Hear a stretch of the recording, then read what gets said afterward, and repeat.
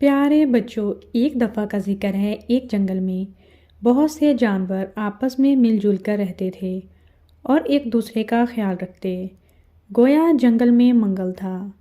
اس جنگل میں ایک شیر بھی رہتا تھا، لیکن شیر بھی کسی جانور کو نہ مارتا اور سب کے ساتھ مل جل کر رہتا۔ شیر کو اگر بھوک لگتی تو کوئی جانور اگر مر جاتا تو وہ اسے کھا لیتا۔ جنگل کے جانور ہنسی خوشی زندگی بسر کر رہے تھے کہ ایک دن نہ جانے کہاں سے ان کے جنگل میں ایک لومڑی آ گئی۔ بچوں، آپ تو جانتے ہیں کہ لومڑی کتنی چالاک ہوتی ہے۔ جانوروں نے اس سے پوچھا کہ تم یہاں کیوں آئی ہو؟ تو وہ افسردہ ہو گئی اور بولی، میں جس جنگل میں رہتی تھی وہاں میری کوئی عزت نہیں کرتا تھا، لہٰذا میں یہاں مجبور ہو کر آئی ہوں۔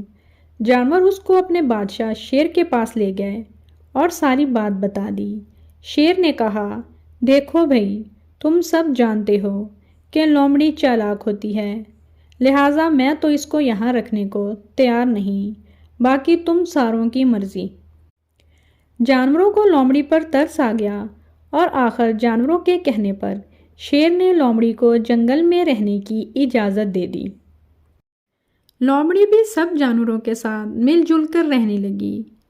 کچھ دن گزرنے کے بعد لومڑی اپنی چالاکی دکھانے سے باز نہ آئی۔ لومڑی نے دیکھا کہ سارے جانور اتفاق سے رہتے ہیں۔ اس نے کہا، کیوں نہ کوئی ایسی ترکیب لڑائی جائے کہ سب جانوروں میں لڑائی ہو جائے۔ لومڑی باری باری سب جانوروں کے پاس گئی اور ہر جانور کو دوسرے جانور کے خلاف کرنے لگی۔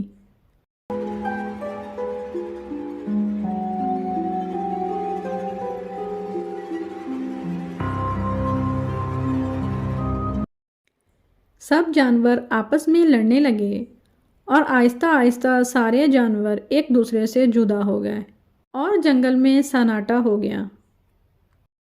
شیر کو جنگل کا یہ حال دیکھ کر بہت پریشانی ہوئی۔ اس نے سوچا کہ اب مجھے ہی کچھ کرنا ہوگا۔ ایک دن جنگل میں شیر نے سب جانوروں کو اکٹھا کیا اور ان سے کہا کہ یہ سب لومڑی کی چالاکی تھی۔ وہ یہی تو چاہتی تھی کہ تم سب جانور آپس میں لڑنے لگو۔ اس نے تم سب کو اپنے پاس سے باتیں بنا کر بتائیں اور تم سب نے اس پر اعتبار کر لیا اور آپس میں لڑنے لگے۔ سب جانوروں کو اپنی غلطی کا احساس ہوا اور ان سب نے ایک دوسرے سے معافی مانگ لی اور دوبارہ ہنسی خوشی رہنے لگے، اور انہوں نے لومڑی کو جنگل سے باہر نکال دیا۔